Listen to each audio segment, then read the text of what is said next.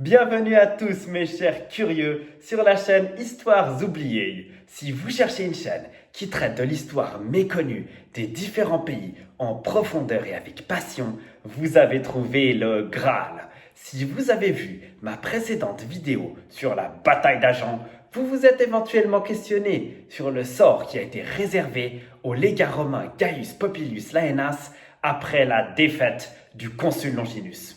C'est ce que nous allons regarder ensemble aujourd'hui. Remontons donc dans les temps anciens.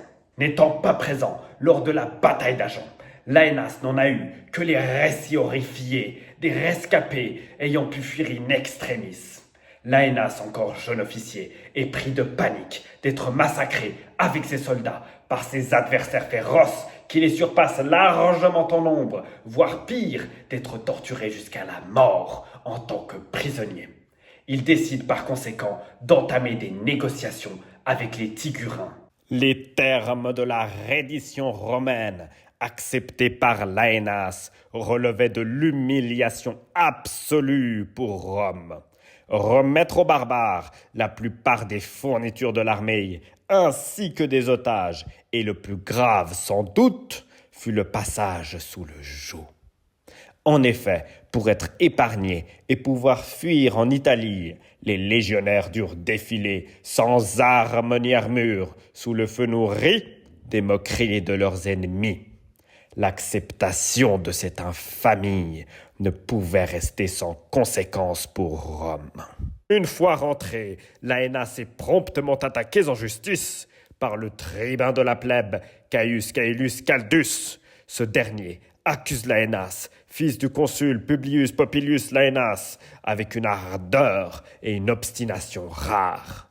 Caelius se battit sans relâche pour faire passer un texte étendant la loi cassienne au cas de trahison. Il fit ainsi adopter une nouvelle loi pour que le vote de vive voix, qui demeurait la règle dans les cas de trahison, se mût en scrutin à bulletin secret. Son objectif était de réduire les pressions qu'aurait pu exercer la noblesse sur le vote.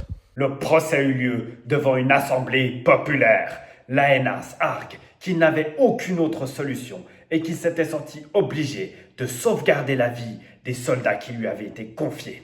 Il se défend en faisant valoir que la survie de ses hommes surpasse largement le fait d'abandonner quelques bagages à l'ennemi.